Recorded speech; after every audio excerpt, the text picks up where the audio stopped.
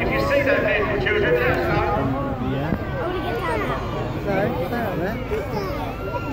The description we've got includes two very ugly men inside the vehicle, looking incredibly vicious. But it might smell. I'd say that vehicle probably matches the description that we've been given. I see it, give them a move.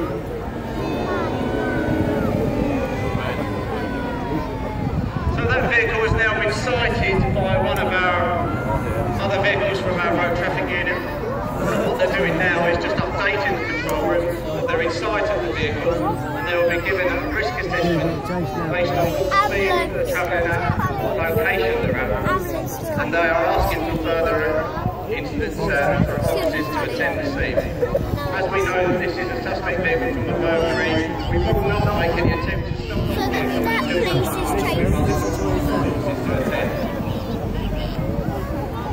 So other patrols are now making their way, and a dog unit has been called to assist as well. If any occupants of the vehicle subsequently make off, decide that they don't want to have a chat with us, then we'll be in a position to secure the dog. So the officers have now gone to the stop, they've updated the control room, the vehicle appears to be stopping, and they'll be now speaking to the driver. Police cars. The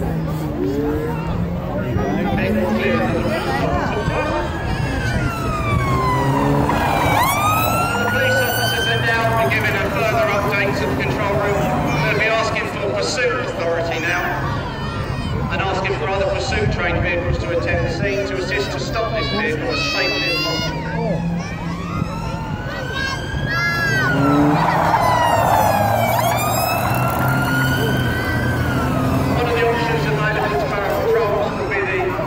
Use of what we call a stinger device. This is a false inspired deflation device.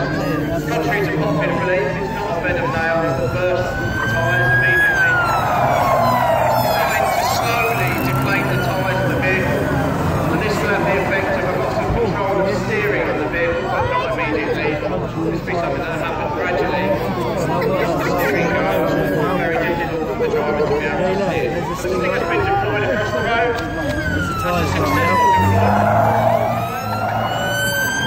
And that car has no choice but to slow down now. He's lost his steering. And the officers have boxed that vehicle in. He clearly doesn't want to speak to us, so he's going to make a run.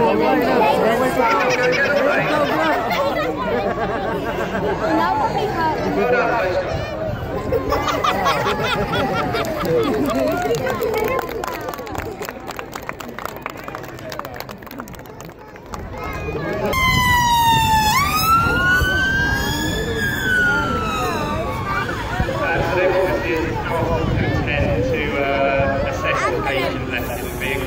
Our first priority when arriving is to try and secure the scene and make sure it's safe for our crews to work. In this case, we've sent a fast response unit first, containing a paramedic and assistant. So he's going to make an assessment of the patient and decide what further resources we need.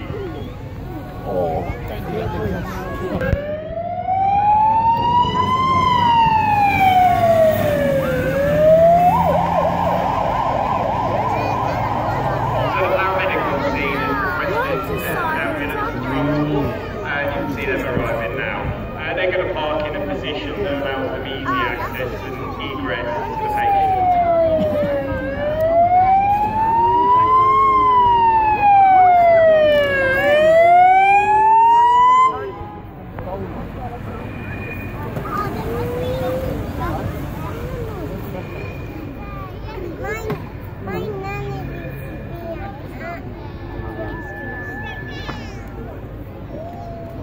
So they'll get a brief handover from the paramedic on scene, detailing what we're...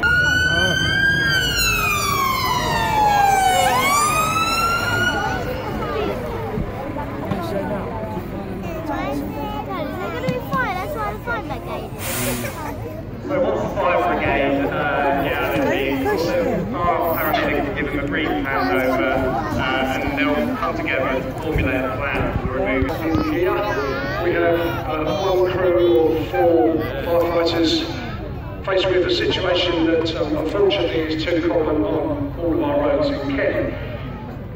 Under normal practice we'd have probably 2 or 3 pumps or appliances to an incident of this kind.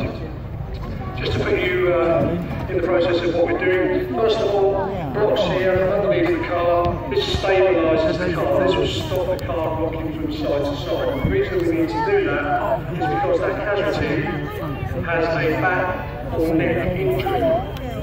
We can make that worse simply by just moving the car rocking from side to side. We can either kill her or paralyse her. So the focus straight away for all of our emergency service personnel, including the paramedics, is the casualty. We need to make sure that she is going to come out and safe.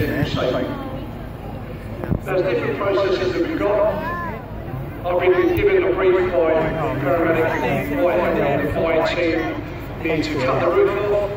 They need to take the casualty through the roof that's removed onto a mobile board and then into the back of the ambulance on the stretcher. So that's the process that we're going to make injuries any worse. A couple of other things that are going on. You'll see that the crew at the front have used a glass saw and they just cut through the windscreen and that will make cutting the roof off a lot easier.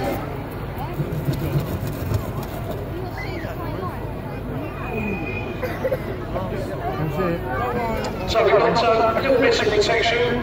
One guy there at the back with a blue piece of plastic. That's there to stop any glass or pieces of metal flying through the car and covering the casualty or the paramedics inside the car. Firefighter at the front now is using what we call the jaws of life. These are like a pair of scissors, heavy duty scissors, and then we'll start going around pillars and posts of the car as quickly as possible. It also may have noticed we took some glass away from the car, and that again, the car is very, very stripped, very strong, with the glass intact. It actually makes it a lot easier for us if we take the glass away completely. It makes cutting the car up a lot more simple. You may have also noticed right at the very beginning, we had the hose reel come off. That's for the protection of everybody. If there's a fire now, all of these personnel should be okay. The hose reel's for them also, so we can use that straight away. So while we're going through the process of taking the roof off, those of you that did visit our stand today would have been given various messages about driving safety. This, unfortunately for us and the paramedics and the police, is something that happens far too often on Kent roads.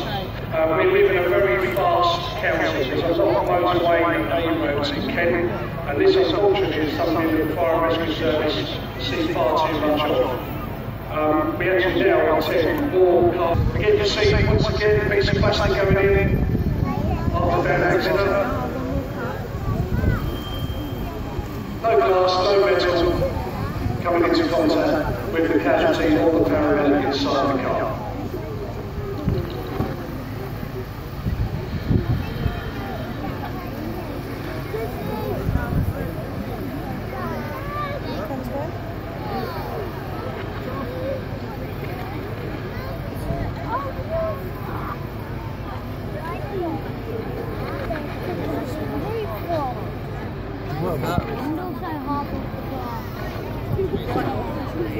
There we go, soft top. Now this is where we'll hand back to the paramedic to take you through the next part of the drill. This is because we've taken technology out. Just to briefly explain before we hand over, we're going to get a long piece of whiteboard down the back of the casualty spine, and there's a unit cube. So that gets slid down shortly. The aim of this is to avoid moving the patient. The less we move this patient, the less likely we are to cause further injury.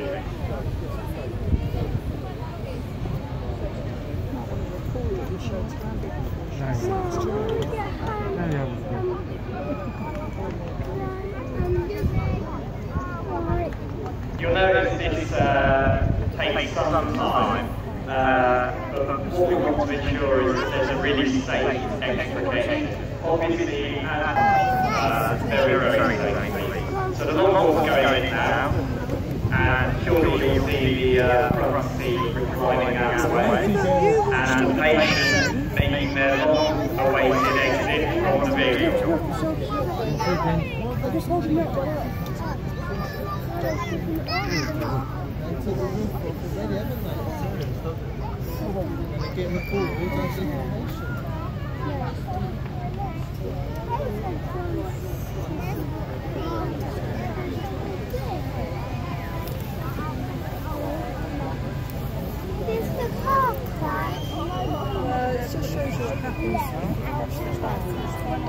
So at this point, our paramedic in the white hat will be taking control of the situation, explaining what he wants done and how he wants the patient to be removed. But it's a real team effort. The fire brigade and ourselves and the police find ourselves working together in these sort of incidents fairly often. So we definitely good working relationships.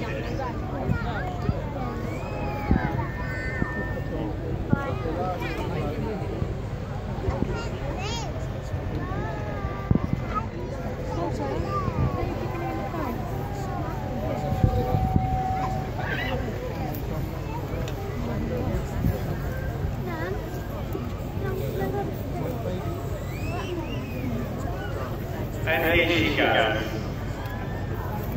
What are you doing, Ellie, mate?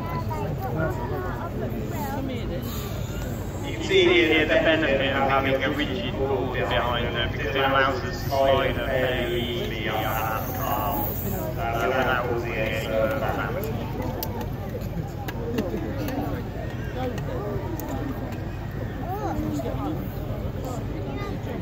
Looking seriously there.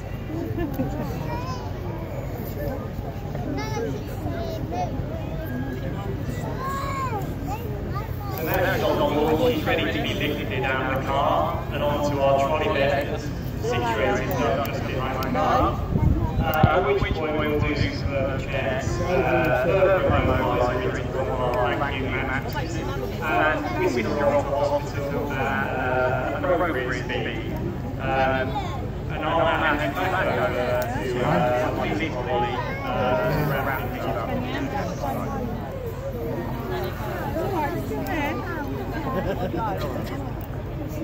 So we appreciate it.